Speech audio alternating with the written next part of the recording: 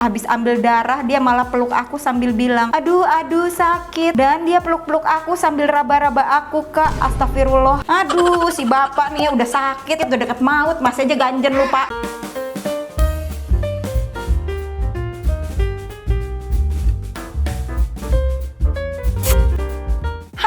Welcome back to my channel, Azik. Hey, apa kabar semuanya? Balik lagi di channel Rachel Godard. Segmen kesayangan teman-teman nih, apalagi kalau bukan curhat time. Jadi kemarin gue udah tanya di instastory gue, coba ceritain ke gue pengalaman paling epic selama lo ada di rumah sakit. Gak cuma pengalaman horror, tapi juga ada cerita-cerita dari suster, dokter setempat. Pinisirin. Jempolnya mana? Like dulu dong videonya, abis itu subscribe dan share ke seluruh sosial media yang kalian punya. And now let's move on to the video. WK anjay, ini keinget kalau baca DM-nya, please jangan kasih lihat akunku ya, Kak. Bentar aku ngomongnya poin dulu kan. Oke. Pengalaman paling epic pas jenguk pacar di rumah sakit. Sekarang udah jadi mantan. Jadi ceritanya pas pulang kuliah ditelepon mamanya karena dia baru keluar operasi waktu itu. Kata mamanya sebelum sadar dia manggilin nama gue mulu. Jadi gue disuruh singgah kalau udah pulang kuliah. Oke lah, gue OTW ke rumah sakit. Pas sampai sana mamanya titip jagain karena dia mau pulang dulu. Oh, pacarnya yang abis operasi ya. Mungkin makan, ganti baju dan lain-lain karena seharian jagain anaknya. Kan ini ruangannya dia yang satu ruangan sendiri. Oh, VIP ya, nggak ada orang lain, Kak. Jadi tahulah dia minta jatah. Bocah, lu baru operasi apa nih? Aduh, Perban masih basah, lu minta jatah lu ya. WK ngakak kalau diingat. Jadi kami begitulah tipis-tipis. Apa yang tipis gue tanya? Apa kalau begitu tipis-tipis maksudnya? Walaupun agak deg-degan, takut ada perawat masuk. Ada gila-gilanya emang. Lu kagak tahu lu di monitor tuh di CCTV. Tahu-tahu lu masuk baru tahu loh. Aduh, mau bacain cerita ini tuh kayak gue dulu pernah jadi OB salah satu rumah sakit tua di Jakarta. Pas dapet shift malam, gue kan lagi ngepel di lantai 5 tuh. Gue lihat ada pasien lewat. Tapi tuh pasien menuju lorong buntu yang ngadep ke balkon luar gitu. Kepo kan tuh, akhirnya gue tengokin dari belakang. Kurang-kurangin keponya sayang. Nggak bisa. Tapi kan lu kerja di situ, lu pasti kepo. Dan akhirnya gue tengokin dari belakang. Tuh pasien tiba-tiba mau naik pembatas dan mau terjun ke bawah. Oh, mau menghilangkan nyawanya sendiri gitu ya. Langsung tuh gue kejar dan gue nolongin. Untungnya ketangkep. Terus ibu-ibu itu pucet banget. Mukanya agak bule gitu dan pakai daster putih. Terus gue antar lagi balik ke kamar asal dia keluar. Abis itu pagi-pagi gue mau pulang. Gue ketemu teman penjaga lantai situ. Gue cerita lah, tadi ada pasien yang mau menghilangkan nyawanya. Pas gue bilang kamar dan tempat si pasien itu dirawat, teman gue bilang, ibu yang di kamar itu baru aja meninggal kemarin pagi. Coy. Dan kamar itu sekarang kosong. Shock lah gue, kayak kenapa gue nggak ngeh tuh kamar tuh kosong gitu. Itu bener-bener real nyata, Kak. Dan gue sejak itu jadi ngapalin bacaan Quran biar ampuh, gue nggak diganggu lagi. Ibuku, Kak, kan lagi sakit nih, kanker dan bolak-balik ke rumah sakit. I'm so sorry. Ada aja yang bikin ibu opname selama 5 kali. Nah, pas opnam aku nggak pernah ke rumah sakit karena memang punya anak kecil dan udah dihandle sama bapak. Paling suami bolak-balik pagi sama sore nganter baju dan makanan buat bapak. Suatu waktu anakku ikut ke rumah sakit. Memang sekalian aku mau pergi. Dan rumah sakit yang di tempat ibuku ini terkenal horor karena memang rumah sakit lama. Rumah sakit apa nih? Tapi fasilitasnya bagus. Ibuku pakai BPJS kelas 3. Dapatnya kamar pojok dekat kamar jenazah. Pas mau maghrib aku baru mau pulang dari rumah sakitnya. Mau sholat dulu ceritanya. Anakku yang umur 3,5 tahun tiba-tiba nyeletuk, "Ibu, itu di masjidnya ada monyet besar. Hadap sini, matanya merah." Monyet apa itu matanya merah? Musolanya di pojok rumah sakit. Rumah sakitnya tuh luas banget. Karena cuma satu lantai, aku dan suami langsung melipir sholat di masjid dekat alun-alun aja yang rame. Anakku bilang, "Bu, kok monyet besarnya ada 2 sama di atas pohon itu. Adek, boleh nggak dek kalau ngelihat kayak gitu? Diem aja dek. Masalahnya yang nggak lihat Langsung dug-dugan nih. Lanjut, percayalah kalau ada pasien yang meninggal di rumah sakit, terutama di ruang intensif, segera tutup korden atau tirai pasien yang lain saat keranda lewat. Ya. 11 tahun kerja di ruang intensif, nggak sekali 2 kali. Kalau ada pasien yang meninggoy, buru-buru harus tutup. Kalau enggak, ada aja kejadiannya ke pasien lain. Pernah pas horden beberapa kali dicuci nih lewat keranda buat pindahin jenazah. Monitor langsung bunyi kan karena pasien entah tiba-tiba aritmia, entah tensi turun, dan beneran mitos. Itu tuh nggak boleh bilang kok tumben sepi. Itu tuh berlaku. Iya, gue tau banget deh. Kalau di film-film drama Korea ya, di IGD biasanya nih ya, kalau ada yang ngomong, entah itu dokter, nurse atau siapapun, kok tumben ya sepi, langsung saat itu juga IGD-nya penuh, percaya atau nggak percaya. Dan kalau menurut gue ya, emang bener sih. Kayaknya gimana ya, kalau misalkan di satu ruangan gitu ya, tiba-tiba ada yang dikejutkan jantungnya atau kayak lagi life crisis gitu ya. Tetangga-tetangganya tuh kan walaupun nggak ngelihat gitu, tapi pasti denger. Iya kan? Itu bikin stres banget. Kebayang dong, lo ada di rumah sakit lagi menanti kesembuhan. Tiba-tiba sebelah lo lagi bertarung nyawa nih. Kalau dia meninggoy duluan gimana? Gimana perasaan lu? Nah, itu kayak penting tuh. Bisa nggak ya? Biliknya tuh dibikin kedap suara gitu. Gimana? Pengalaman koas gue terhoror adalah pernah nemu pasien yang pakai susuk. Tadinya gue benar-benar nggak percaya sama yang begitu-gituan. Tapi bener, di mukanya ditanam semacam jarum-jarum di muka gitu. Pas gue lihat hasil ronsen salah satu pasien cewek, ada di dagu, tulang pipi, pelipis, dahi, dan itu semua kelihatan garis-garis besi jarum gitu. Tapi gue penasaran sih ngelihat ronsenan orang yang pakai susuk tuh gimana sih, kayak jarum akupuntur lo ketinggalan gitu ya, terus udah di ronsen gitu saat pakai susuk gitu, saat pakai jarum-jarumnya itu. Apa gimana guys? Ada yang tahu? Ada yang pernah dengar? Coba dong komen. Pasien ini penyakitnya orofacial. Apa tuh? Dan gejalanya ada keluhan sakit menusuk dan berdenyut di kanan wajah dia. Akhirnya setelah dicari tahu, dokter pun bilang salah satu alasan sakitnya itu kayak karena susuk itu, dan kita bantu ngeluarin satu-satu susuknya dari muka dia. Gimana cara ngeluarin susuknya? Gue tanya kalau sama dokter, masa dioperasi gitu, dibuka di gimana sih? Ada kali 5 jam ngambilin tuh susuk pakai bius total. Oh iya ya, dioperasi gitu. Tapi jujur gue heran, kan katanya susuk itu bikin orang kelihatan cantik ya. Tapi ini gue lihat sih kayak malah jelek, Kak. Jujur pas dia datang gue kira dia perokok berat karena mukanya kusem, matanya celong, nggak fresh deh pokoknya. Cian banget, udah bayar mahal-mahal, dimasukin jarum, jelek lagi. Hah?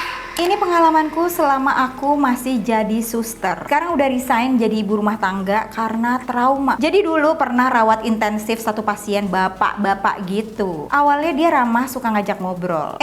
Tiba-tiba dia genitin aku, Kak. Kayak bilang, kamu cantik deh, udah punya suami belum? Ih najis, gedek banget gue. Pasien-pasien gini copotin aja tuh infusnya. Dan aku jawab, udah punya. Terus waktu itu aku posisinya mau ngambil darah dia kan. Malam-malam pas aku balik mau ambil suntikannya, dia malah bilang, sedep nih istri orang. Sumpah, Gue suntik mati ya sekalian bisa. Kesel banget gue nih, emosi nih. aduh si bapak nih udah sakit, udah deket maut, masih aja ganjen lupa. Udah gitu aku shock kan, tapi aku berusaha profesional. Habis ambil darah dia malah peluk aku sambil bilang, aduh sakit, tolong aku sus, aku nggak mau mati. Daelah. Dan dia peluk-peluk aku sambil raba-raba aku, Kak. Astagfirullah. Di situ aku langsung kaget, nangis dan kabur dan curhat sama suami. Tapi suami cuma bilang sabar aja ya. Akhirnya aku resign aja karena malu dan trauma. Kalau yang kayak gini-gini bisa gak sih dilaporin ke kepala susternya? Kesel gue, emosi gue. Ini profesi loh, gak bisa dimain-mainin kayak gitu. Lanjut cerita selanjutnya. Courage, aku seorang nakes yang kerja shift di rumah sakit. Pas aku jaga malam, jam 3 pagi lagi bersantai nonton drakor. 2 temanku udah istirahat tidur. Aku dengar suara kursi diseret gitu loh. Males banget nih. Nggak cuma satu malam, beberapa kali aku denger pas jaga malam. Akhirnya aku ceritalah sama teman aku. Setelah itu aku nggak pernah denger lagi, Kak, apakah hantunya malu ya kalau aku gibahin? Atau kenapa ya Kak Rachel? Nah ini nih pernah kejadian ya. Beberapa kali kalau di hotel, bukan di rumah sakit sih, gue pernah dengerin kayak furniture keseret gitu loh antara meja atau kursi tuh. Gue nggak tahu nih, kalau kata Bang Ben ya, dia kan secara rasional banget. Dia bilang itu tuh sebenarnya bukan suara furniture yang kegeret di lantai atas, Tapi suara-suara kayak mesin AC gitu, pembuangan angin. gitu cenah. Tapi kan kita juga tahu ya namanya bunyi AC itu nggak kayak gitu, itu jelas bunyi kayak kursi keseret. Nah coba dong anak IndiHome, kalau ada bunyi-bunyi kayak gitu apa artinya? Komen. Aku pernah opname karena DBD 2022 kemarin. Hari Seninnya masih ikut interview kerja, padahal abis itu cek lab, tahu-tahu udah besoknya dirawat inap. Kamisnya dapat kabar kalau keterima kerjaan dan sign offering letter via Gmail. Manajer aku saat itu kaget kenapa backgroundku tiang infus. Terus dia lebih kaget lagi pas tahu aku opname. Akunya iyain aja invitation meet-nya. Saking senangnya dapat kerjaan lagi setelah kena layoff. Bagus. Harus kerja keras. Tapi jangan sampai opname ya, say. Mau ikutan Kak Rach? Ini kejadian 2021 di salah satu rumah sakit di Jakarta. Waktu itu aku masih pacaran tapi sekarang udah jadi suami. Mamanya sakit pada saat itu. Aku temenin suamiku buat urus administrasi dan lain-lain. Sekitar jam 2-an malam tiba-tiba ibu mertuaku dipindahin ke ruangan dari IGD ke ruang isolasi. Oh iya, 2021 nih COVID kan ya? Ya benar, karena waktu itu terkena COVID, keterangan dari rumah sakit. Dan jarak antara IGD dan ruang isolasi itu jauh banget dan posisinya ada di belakang rumah sakit yang posisinya tuh gelap gitu. Tidak ada orang dan masih harus naik lift lagi. Setelah aku dan suami antar ibu mertuaku harus balik lagi kan ke tempat IGD, aku nunggu di luar. Setelah turun lift, lurus lagi dan mulai masuk ke koridor yang gelap banget. Gak ada orang satupun selain kita. Agak kebingungan karena baru pertama kali ke rumah sakit itu. Akhirnya kita berdua lihat ada OB dorong-dorong troli makanan. Terus kita langsung tanya dong, Mas, pintu keluarnya di mana ya? Terus dia jawab, kakak lurus aja sampai mentok terus belok kanan. Kita ikutin kan omongannya OB ini. Dan lo tahu apa Kak? Setelah kita lurus sampai mentok ternyata itu ruang jenazah. Bisa gak sih kalau mau nge-layout rumah sakit tuh ruang jenazahnya dipisah aja gitu, jangan ada satu sama yang lagi dirawat, bisa gak sih? Terus kita berdua shock banget, saling lihat-lihatan dan kabur muter balik. Tuh mas-mas beserta trolinya nggak ada. Mas-masnya siapa? Kita berdua di situ dan cari lari-larian jalan sampai akhirnya ketemu IGD. Sumpah aku ceritainnya merinding dan panas dingin. Coba lo lihat lagi tuh, inget-inget lagi OB-nya napak nggak tuh? Halo Kak Cel, gue mau ceritain pengalaman pribadi waktu nungguin teman di rumah sakit. Waktu itu karena operasi pagi jadi harus masuk dari malam sebelumnya. Saat jam 7 sampai jam 11 malam tuh kayak biasa aja, normal keadaannya. Gue udah suruh teman gue ini bobo karena kan besok harus dioperasi pagi. Akhirnya dia bobo sekitar jam 12. Pas dia udah bobo, ya udah gue mutusin untuk tidur juga. Baru banget gue bobo, tiba-tiba ada suster jaga masuk. Ada apa bunyiin bel? Lah gue kaget dong karena dari tadi nggak ada yang mencet. Belnya posisi ada di atas meja dan gak ada gue sentuh sama sekali. Ya gue jawab, oh saya nggak pencet kok sus. Susternya bingung, oh ya tapi bener kok ini dari kamar ini, itu kamar kelas 1 jadi isinya 2 bed. Ya udah gue nggak ambil pusing, mau lanjut bobo. Selang beberapa menit datang lagi nih suster, bilang tuh bel bunyi lagi. Mulai aneh lah gue jawab yang sama. Gue nggak langsung bobo karena udah nggak enak hati. Selang beberapa menit lagi datang tuh suster dan mulai agak kesel. Jangan mainin bel ya, saya capek bolak-balik. Belum sempat gue jawab tiba-tiba ada suster jaga yang lain. Terus kedua suster ini saling pandang bingung. Nanya lah suster yang awal datang, kenapa sus? Dijawab, tadi bel kamar ini bunyi. Auto kaget lah ini gue sama suster yang awal datang karena dia juga lihat gue sama sekali nggak pegang belnya. Kita masih ngebeku, tiba-tiba di ruangan susternya bunyi lagi tuh belnya. Kamar gue tuh deket sama ruangan suster, jadi kalau bunyi belnya kedengeran. Suster kedua keluar sambil teriak, "Kamar berapa, Sus?" "Kamar 102. Gue auto keluar kamar ninggalin temen gue yang masih tidur itu. Akhirnya setelah diskusi kamar gue itu, gue minta pintunya dibuka dan lampunya dinyalain. Nah gue mah minta pindah kamar, ya gak sih? Sampai pagi gue terjaga gak bisa tidur. Akhirnya gue tidur di ruang tunggu operasi. Gue gak ceritain ke teman gue ini. Teman gue baru gue ceritain setelah pulang dari rumah sakit. Ih baik banget. Gue ceritain.